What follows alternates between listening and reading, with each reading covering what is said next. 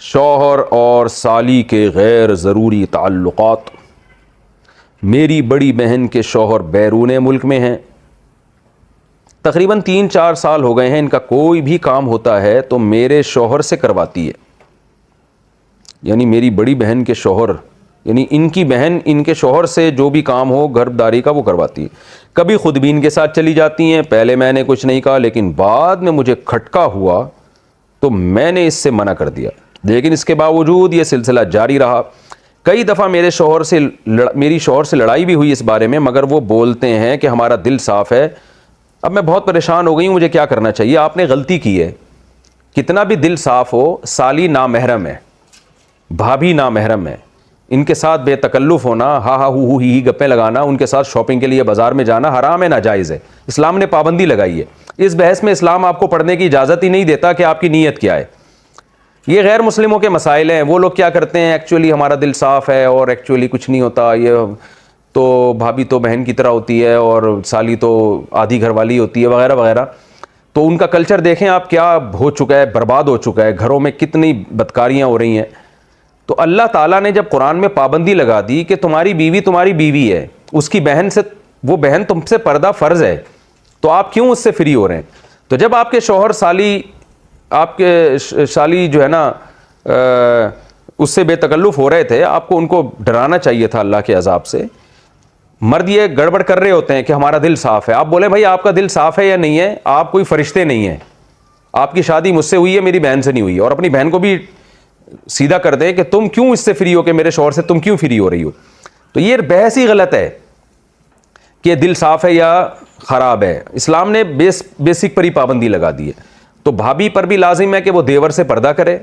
الحمدللہ میں نعمت کے طور پہ بیان کر رہا ہوں، شو مارنے کے لیے نہیں، میں اس لیے بیان کر رہا ہوں کہ لوگ کہتے ہیں کہ یہ آج کل ممکن ہی نہیں ہے جوائنٹ فیملی میں پردہ۔ تو ہم 4 بھائی ہم گھر میں اکٹھے رہتے تھے، ہمارے والد صاحب کا گھر تھا، 200 گز کا گھر تھا، کوئی یہ بھی نہیں کہ 1000 گز کا کوئی بنگلہ ہو، 200 گز کے گھر میں ہم 4 بھائی اور چاروں کی زوجات بھی رہتی تھی۔ اللہ کا شکر ہے ہم نے کبھی ہماری بھابیاں ہمارے سامنے نہیں آ کے بیٹھی، ہم رہے ہیں کئی سال اکٹھے رہے ہیں، بھابیاں ہم سے پردہ کرتی تھیں، میری زوجہ میرے بھائیوں سے پردہ کرتی ہیں، حالانکہ ہم سب بھائی بے تکلف ہیں، لیکن ایسا الحمدللہ نہیں ہوتا تھا، اب بھی نہیں ہوتا کہ بیٹھے ہوئے ہیں اور جناب فری ہو رہے ہیں، بھابھی سامنے آ کے بیٹھ گئی اور گپے مار رہے ہیں۔ ہمیں تو حیرانگی ہوتی ہے گھروں میں کیا ماحول چل رہا ہے، کیا بےہودگی والا ماحول ہے۔ تو بالکل غلط ہے، اس کو ٹھیک ہے، میں نہیں کہہ رہا کہ سارے غلط ہیں، کوئی بھابھی دیور سے بے تکلف ہو رہی ہے تو اس کی نیت خراب ہے، میں نیتوں پہ ڈاکے نہیں ڈال رہا، نہ میں شبہ کر رہا ہوں۔ جگہ ہوتی ہے نا جہاں مہمانوں کو بٹھایا جاتا ہے، میں وہاں بیٹھا ہوں تو یہ بھی چپک کے بیٹھ گیا، یار تو کیوں بیٹھ رہا ہے میرے ساتھ بھائی؟ اب ہم بد اخلاقی کر کے ہٹائیں گے یار تم کون ہو؟ اب وہاں تصویریں آ رہی ہیں، دنیا کو میسج کیا جا رہا ہے؟ یار اتنی اہم محفل میں، اتنی بڑی محفل میں یہی بندہ مفتی صاحب کے ساتھ نظر آ رہا ہے۔ پھر جب مجھے اسٹیج پہ بٹھایا گیا تو چپک کے وہاں بھی آ کے بیٹھ گیا۔ تو یہ داڑھیوں والوں کے کام ہے، یہ کوئی پینٹ والا پتلون والا یہ کام نہیں کرتا، یہ سب ان لوگوں کے کام ہے۔ پھر کون جی فلاں مفتی ہیں، یہ میں نے کہا مفتی کہاں سے ہو گئی، یہ چھچور حرکتیں کر رہا ہے مفتی۔ پھر جہاں تصویر کوئی بڑے آدمی کے ساتھ میری تصویر ہوگی، یہ پھلترو کی طرح چپک جائے گا۔ اتنا زیادہ میں ان چیزوں سے بیزار ہو گیا ہوں نا، آپ خود سوچو یار ہمارا حوصلہ ہے یا نہیں ہے؟ اتنا ڈپریشن میں آتا ہے آدمی کہ تم کچھ اور عزت کمانے کا کوئی اور طریقہ اختیار کر لو بھائی۔ جن کو عقیدت محبت ہوتی ہے وہ اس طرح نہیں کر رہے ہوتے۔ اچھا جو کام نہیں کہا جا رہا وہ بھی کر رہا ہے، اسٹیج پہ کھڑے ہو کے تقریر شروع کر دی، آپ کو تقریر کے لیے کسی نے بلایا ہی نہیں ہے، نہیں جی مائک ہاتھ میں لیا اور بلا وجہ کی نماز پڑھا کرو، زکات دیا کرو، روزہ رکھا کرو۔ لوگ کہہ رہے ہیں ماشاءاللہ ماشاءاللہ ماشاءاللہ۔ میرا دل چاہ رہا رکھ کے تجھے وہیں جا کے نا اس کو چماٹ ماروں کہ تجھے کسی نے بلایا بھی ہے کہ نہیں بلایا، پہلے تو یہ بتا، تو لڑکی والوں کی طرف سے لڑکے والوں کی طرف سے ہے؟ کمبخت۔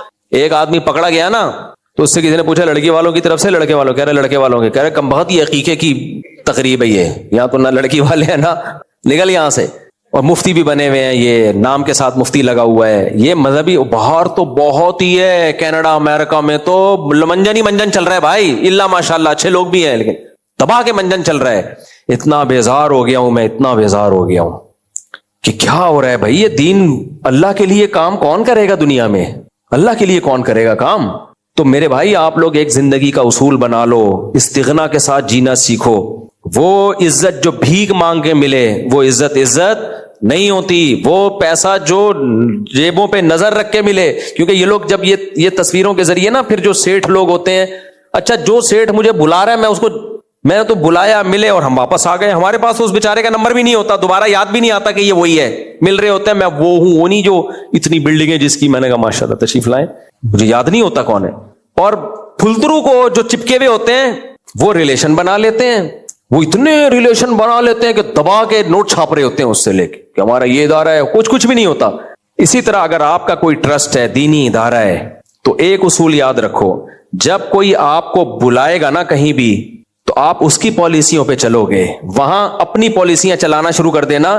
یہ اخلاقی ہے یا غیر اخلاقی؟ غیر اخلاقی حرکت ہے.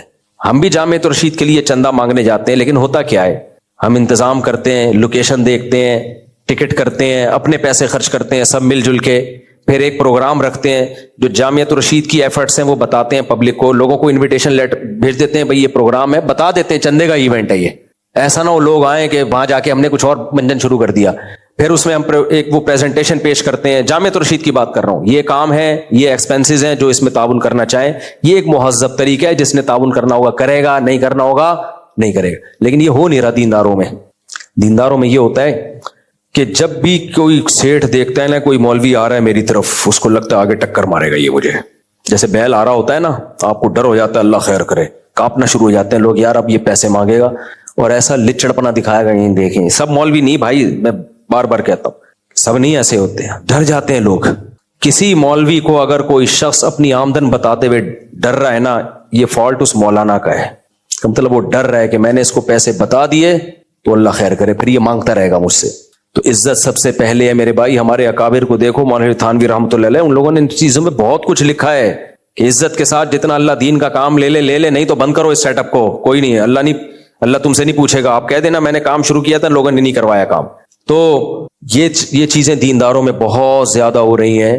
تو جو بھی داڑھیوں والے لوگ ہیں, خدا کے لیے آپ اپنے بارے میں لوگوں کو یہ مایوس کر دو, بتا دو میں لالچی نہیں ہوں, اپنے عمل سے بتا دو کیا میں لالچی نہیں. اور اگر سخاوت پہ لوگوں کو ترغیب دیتے ہو تو خود اس سے زیادہ سخی بن کے دکھاؤ, خود زیادہ صدقات و خیرات کرو. سب سے پہلے یہاں جب سولر کے لیے انتظام ہوا تو وہ ایک صاحب نے پہلے 1 لاکھ روپے کا اعلان کر دیا تھا, ورنہ میرا ارادہ تھا سب سے پہلے اعلان کون کرے, میں کروں. یہ جو سولر پلیٹیں لگی ہیں نا, اس میں 1 لاکھ میں نے اپنے ذاتی لگائے, کیونکہ مجھے بھی ثواب کی ضرورت ہے, میں بھی چاہتا ہوں میرے ماں باپ کے لیے صدقہ جاریہ بنے. اب مذہبی لوگ کیا کر رہے ہوتے ہیں, دوسروں کو ثواب کی بہت شدید ترین ضرورت ہے, مجھے صرف J ڈاٹ کی ضرورت ہے. میں شو میں نہیں کہہ رہا, میں تعریف کے لیے نہیں کہہ رہا, میں یہ ترغیب کے لیے کہہ رہا ہوں. تو آپ میں بھی بہت سے ماشاءاللہ یہاں ٹوپیوں والے بیٹھے ہیں, داڑھیوں والے بیٹھے ہیں. بھائی اپنے عمل سے یہ ثابت کرو کہ ہمیں دین کی ضرورت آپ سے زیادہ ہے, اور ہم عمل کر کے دکھائیں گے. خدمت کو دیکھ لو, اکثر دیندار ماں باپ کی خدمت میں پیچھے ہوتے ہیں, یہ گھروں میں نے دیکھا ہے. وہ جو بغیر داڑھی والا جو لبرل ہے وہ خوب خدمتیں کر رہا ہوگا, اور یہ صرف نصیحتوں پہ چلا رہا ہوگا, بہن کو پردہ نہیں کرتی ہے, اور یہ بھائی تو داڑھی نہیں رکھتا ہے, نماز نہیں پڑھتا ہے, بے شرم آدمی ہے, اماں تم جو ہے یہ نہیں کرتی وہ نہیں کرتی, ابا تم یہ نہیں کرتے. بھائی صاحب آپ کو جو شریعت کہتی ہے پہلے آپ تو وہ پورا کر لو. آپ کو شریعت کہہ رہی ہے تمہاری بہن ہے, یہ تمہارا بھائی ہے, اس کے تم نے زندگی بھر کی ذمہ داری کس کی ہے, تمہاری ہے. یہ تمہارا باپ ہے, یہ تمہاری ماں ہے, ان کو نہیں کام کرنے دینا, ان کے کام سارے تم نے کرنے ہیں.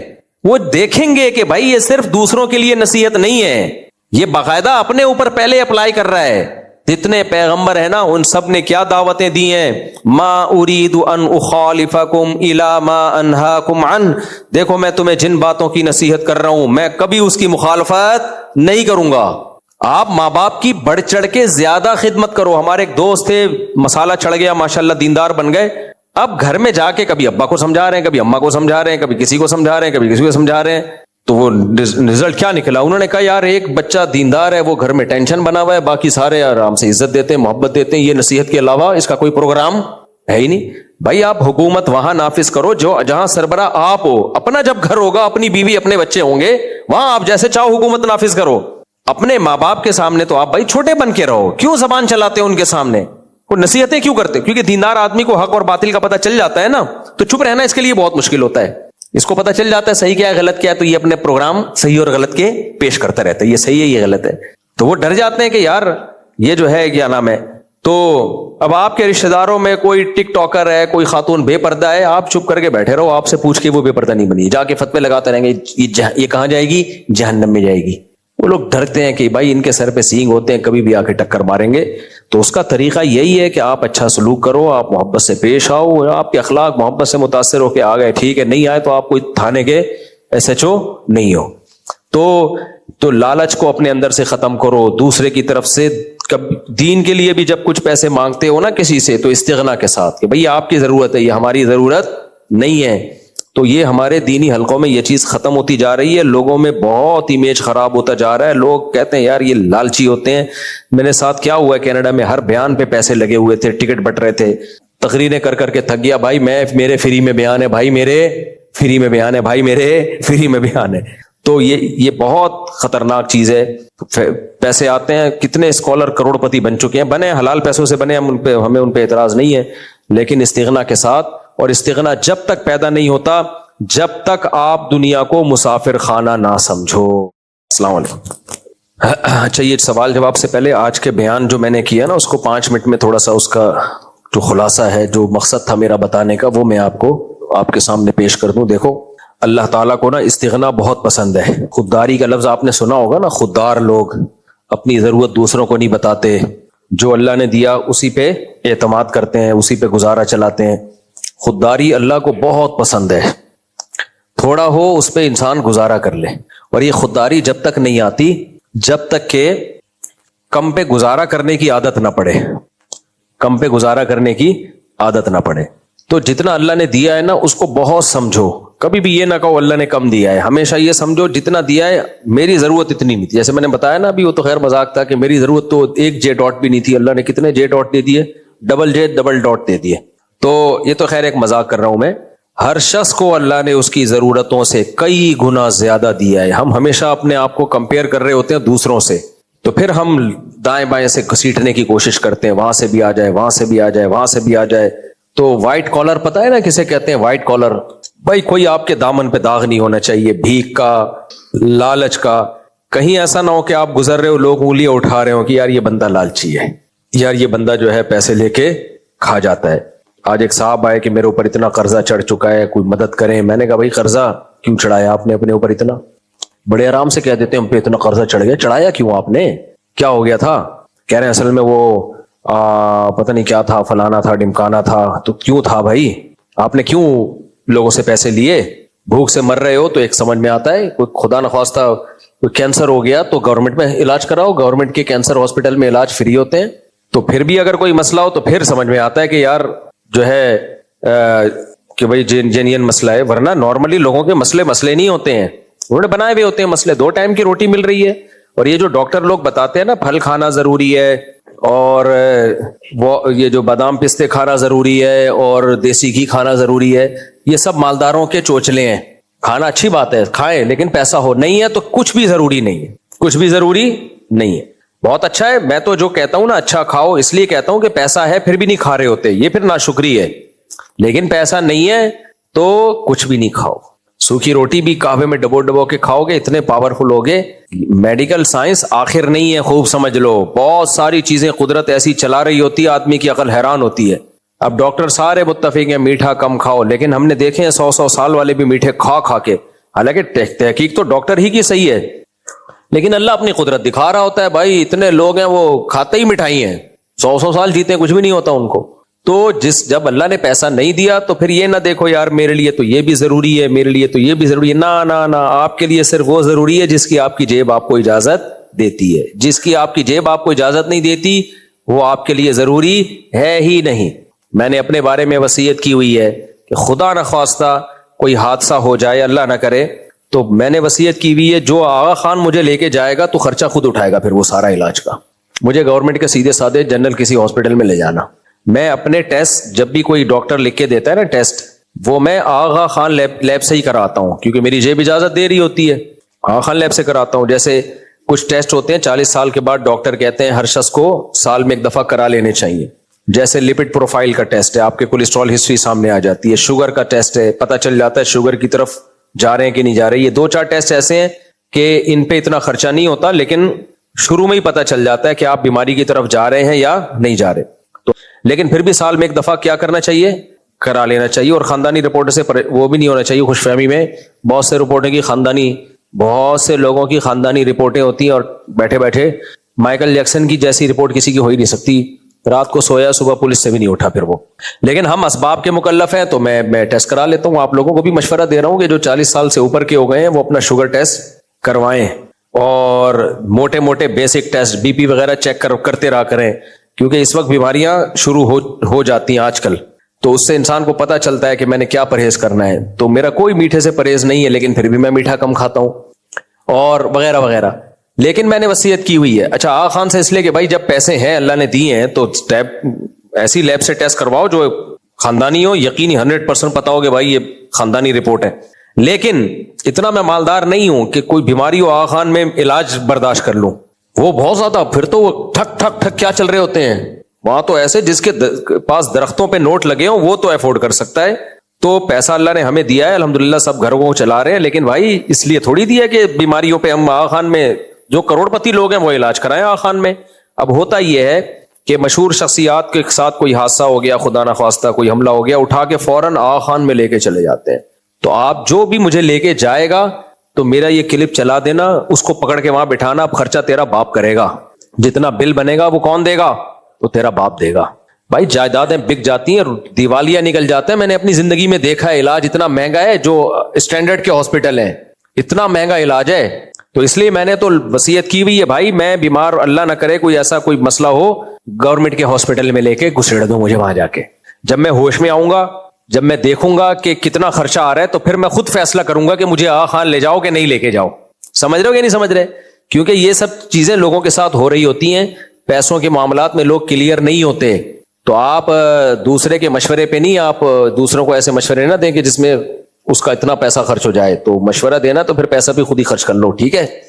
تو یہ میں نے لوگوں کو بتایا ہوا ہے کہ جیسی کوئی اللہ نہ کرے, انشاءاللہ نہیں ہوگا, لیکن اگر کچھ ہوتا ہے سیدھا سیدھا یہ گورنمنٹ کے ہسپتال ہے. میں نے بتایا تھا نا ایک واقعہ, میرا بچہ اوپر سے گرا تو سر میں چوٹ آئی تو الٹیاں لگ گئیں. ڈاکٹر نے فوراً کہا اس کا دماغ کا اسکین کرتے ہیں, سی ٹی اسکین کرو دماغ کا. تو مجھے اس وقت ہسپتالوں کا تو کچھ پتہ ہی نہیں تھا. میں نے دوست سے کہا بچے کا سی ٹی اسکین کرنا, وہ کم بخت آغا خان لے کے جانے لگا مجھے. تو میں نے کہا بھائی کوئی سستا ہاسپٹل لے کے جاؤ. نہیں, آغا خان میں 1 نمبر ہوتا ہے, آغا خان میں 1 نمبر ہوتا ہے. اب میں بھکاری بن کے یہ تو نہیں کہوں گا کہ یار میں افورڈ نہیں کر سکتا, یہ بھی میں نہیں کہوں گا, کیونکہ مجھے پتا ہے اگر ہو سکتا ہے وہ کہتے چلو پیسے میں دے دوں گا, یہ بھی مجھے نہیں اچھا لگ رہا. میں کیوں کسی سے بھیک مانگوں بھائی, میں اپنی چادر دیکھ کے پاؤں پھیلاؤں نا, تو کیوں پیسے دے گا بھائی میرے؟ اور اگر تو نے دینے ہیں تو پھر یہ میرے کہنے سے نہ بتاؤ, آپ خود سے پھوٹو منہ سے کہ آغا خان جائے گا اور خرچہ میں کروں گا اس کا. وہ خود بولے تو میں تو نہیں بولوں گا. یہ تو ذلت کی بات ہے میرے لیے, تو موت کی بات ہے کہ میں اپنے منہ سے کسی کو بولوں کہ بھائی میں اتنا پیسے نہیں برداشت کر سکتا کہ آغا خان. تو وہ کہیں گے پھر مولوی صاحب ہیں بیچارے, ہائے ہائے ہائے اب تو ہمیں دینے پڑیں گے. بھائی ہم کیا بھکاری ہیں یار جو تم سے پیسے لے؟ اپنی چادر دیکھ کے پاؤں پھیلاؤ. تو وہ بچے کو لے کے جا رہے ہیں آغا خان. میں نے کہا آغا خان نہیں بھائی, وہ گورنمنٹ کا ہے نا, ادھر سول ہاسپٹل ہے. میں نے کہا نہیں. کہہ رہے نہیں صاحب گورنمنٹ کا نہیں, آغا خان. میرے دل میں ہے کہ مروائے گا. اس کی الٹیاں رک جائیں گی, میری الٹیاں شروع ہو جائیں گی. اس کی تو رک جائیں گی. اب میں بول بھی نہیں رہا کہ بھائی, کیونکہ میں اگر بولوں گا کہ میں افورڈ نہیں کر سکتا تو آگے سے جواب کیا آئے گا, مجھ سے صاحب ہم چندہ کر لیں گے, ہم پیسے دے دیں گے. نہیں بھائی, ہم نے بچے اپنے خرچے پہ پیدا کیے, چندوں پہ ہم نے بچوں کو نہیں پالنا. تو بہت بری حرکت ہے. میں آپ کو واقعات شو مارنے کے لیے نہیں بتا رہا, آپ کو بتا رہا ہوں کہ یہ آپ کو اپنے اندر یہ چیز پیدا کرنی. اپنی حاجت کبھی کسی کے سامنے نہ صراحتاً رکھو نہ اشارتاً رکھو. بعض لوگ منہ سے نہیں بول رہے ہوتے, اشارے کر رہے ہوتے ہیں کہ جیب سے کچھ نکل جائے. ایک دم بولیں گے نہیں یار میں کہاں, میں غریب میں کہاں آغا خان کا علاج کر سکتا ہوں. تو کہے گا چلو میں دے دیتا ہوں. نہیں نہیں نہیں نہیں, آپ اوپر سے نا, نہیں نہیں نہیں نہیں, دیکھیں بس اب غربت ہے, برداشت کرنا پڑے گا, بس لمبی سانس لیں گے, بس قدرت کو ہمارے ساتھ یہی منظور ہے. مولویوں کی کہاں بیچاروں کی آمدن ہوتی ہے. تو یہ جو کر رہا ہے نا یہ بھی بھکاری ہی ہے. ہمارے حضرت نے ایک بات سکھائی ہے, سر اٹھا کے جیو, جیب میں دھیلا بھی نہ ہو, بولو ہم ہی بادشاہ ہیں. ٹھیک ہے نا, کیا ہے, ہم بادشاہ. تو اس لیے میں نے اس کو یہ نہیں کہا کہ میرے پاس پیسے ہی نہیں ہے. میں نے کہا بھائی اب سول ہاسپٹل قریب ہے, ادھر لے کے جائے اس کو یار. اس نے کہا نہیں نہیں. میں نے کہا بھائی یہ قریب پڑے گا, یہ گورنمنٹ کا میرے جاننے والا ہے, وہاں پہ میرا جاننے والا ہے. جھوٹ بولا میں نے. تو اس لیے کہ جھوٹ اس لیے بھی نہیں ہے کہ تعویل ہے کہ ہر جگہ کہیں نہ کہیں جاننے والا تو ہوتا ہی ہے. تو ہم لے گئے اس کو, وہی 50 روپے میں کام ہو گیا جو وہاں پتہ نہیں لاکھ روپے میں یا 50,000 میں ہوتا. 50 روپے کی پرچی بنی, سٹی والے کو بالکل فٹ فاٹ ہے. الٹیاں پھر بھی نہیں رک رہی تھی اس کی. میں نے کہا فٹ فاٹ ہو گئے بھی کم وقت الٹیاں کر رہا ہے. خیر وہ گریوی نیٹ وغیرہ دیا تو صحیح ہو گیا. تو کبھی بھی اپنی حاجت لوگوں کے سامنے ظاہر मत करो। एक साहब ने कहा कि मेरा इलाज का खर्चा इतना है, ये है फलाना, इतना खर्चा आ रहा है। मैंने कहा आप गवर्नमेंट अस्पताल में, उनको पता था लोग मुझे ज़कात देते हैं गरीबों पे खर्च करने के लिए, तो कहते हैं कि यार मेरा ये मसला है, वो हॉस्पिटल में। मैं पूरी बात ऐसे नहीं कर रहा कि किसी की बेइज्जती ना हो ना। तो मैंने कहा जब आप मुझसे क्यों पैसे मांग रहे हो? कह रहे हैं यार आपको दिए बाज लोगों ने, मुझे पता है, और तो मेरी ये जरूरत है, और पूरी वो रिपोर्ट भेज दी ना। वो वाकई जेन्युइन केस था, उनको जरूरत थी। मैंने कहा जरूरत का हल ये कि आप गवर्नमेंट हॉस्पिटल में इलाज कराओ, फ्री फोकट का हो जाएगा। कहते नहीं आपको पता है इलाज का मेयार अच्छा नहीं है गवर्नमेंट में। मैंने कहा अगर जब जेब में पैसे नहीं हो ना तो मेयार में आप मेयार वो चाहिए जो डिफेंस और क्लिफ्टन के लोगों का होता है। रहते तुम पटेल पाड़ा में हो, तो जब हर चीज में मेयार गिरा हुआ है तो इलाज में भी मेयार गिरा लो। मैंने कहा इतने रॉकेट साइंस की इसमें जरूरत नहीं है। मैंने कहा मैं होता ना अगर, और मेरे माली हालात ऐसे होते, मैं भी उसी अस्पताल में इलाज कराता जिसका आपको बोल रहा हूं। ऐसे मेयार को देखते जाओ तो फिर आ खान से आगे फिर अमेरिका है, फिर तो आपको कनाडा जाना चाहिए। जरा फोड़ा निकल गया ना, आप सीधा टिकट कटा के जापान पहुंचो, क्योंकि वो जो आपको करेंगे ना वो तो ऐसी कटिंग करेंगे कि आप फोड़े पे से मोहब्बत हो जाएगी आपको कि यार क्या फोड़ा काटा है इन्होंने। तो इंतहा तो कोई है ही नहीं मेरे भाई। आगे से आगे निकलोगे तो कोई इंतहा नहीं है। जितनी जेब इजाजत दे रही है बस हमारी जरूरत वही है। ये गवर्नमेंट के जो डॉक्टर्स हैं ये ज्यादा एक्सपर्ट होते हैं। एक डॉक्टर यहां बैठते थे, पेट के स्पेशलिस्ट, 3-4 साल पहले ना मुझे पेट की बीमारी हो गई, ठीक ही नहीं होके दे रहा। मैं इधर गया, इधर फीस उनकी शायद होगी 1000 रुपए या 2000 या 3000 कुछ ऐसे फीस थी। तो एक दिन रश था तो उन्होंने कहा कि मैं वहां बैठता हूं, उधर आ जाना। मैं वहां चला गया तो उधर 500 रुपए फीस है, वो गरीबों का इलाका था। डिफेंस में बैठो तो वो 25,000 फीस होगी उनकी। सेम डॉक्टर, मेडिसिन भी सेम, लोकेशन चेंज होने से क्या हो रहा है? लेकिन गरीब आदमी कहेगा अब डिफेंस के डॉक्टर से इलाज कराना चाहिए, और फिर ज़कात मांगेगा मुफ्ती साहब, वो डिफेंस में एक डॉक्टर ने बड़ा अच्छा इलाज। भाई साहब वही डॉक्टर गंदे नाले पे बैठेगा तो बल्कि 50 रुपए में इलाज करेगा आपका। तो जितनी औकात है मेरे भाई, अपनी औकात के हिसाब से इंसान चले।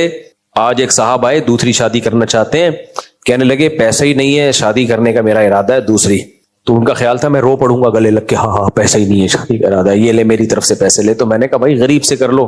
तो अब चुप से हो गए, वो अभी शायद बयान में बैठे हुए भी हूं, चुप से हो गए बिल्कुल एकदम। भाई जितने पैसे हैं उस हिसाब से कर लो। गरीब लड़की के हुकूक कम होते हैं, क्योंकि उसको आप अगर अंडों का सालन भी किसी दिन खिला लिया ना अपने, वो कहेगी माशाल्लाह मेरे घर में तो ये भी मुयस्सर नहीं था। तो अपनी चादर देख के पांव फैलाओ, और जब ख्याल आए कि दुनिया कहां से कहां जा रही है और मैं जनाब अपनी चादर देख के पांव फैलाऊं, मैं तो पीछे रह जाऊंगा, कोई नहीं पीछे रह जाओगे मेरे भाई। मर आगे ना सब बकवास है, सब खत्म हो जाएगा। सब क्या हो जाएगा?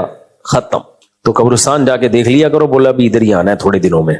और फिर ये भी तो देखो जो बड़े डॉक्टरों से या बड़े अस्पतालों में इलाज कराते हैं उनकी उम्रें कितनी है, उनकी, बल्कि डॉक्टर की उम्र और मरीज की उम्र सेम ही होती है। कोई ज्यादा फर्क नहीं है कि डॉक्टर ज्यादा जिंदा रह लेते हो और हम लोग कम जिंदा रह लेते हो। अब मेरी उम्र के जो डॉक्टर हैं, बड़े बड़े स्पेशलिस्ट हैं जो मेरी उम्र के हैं, बहुत से डॉक्टर मुझसे सेहत में कम है, हालांकि हम डॉक्टर नहीं है।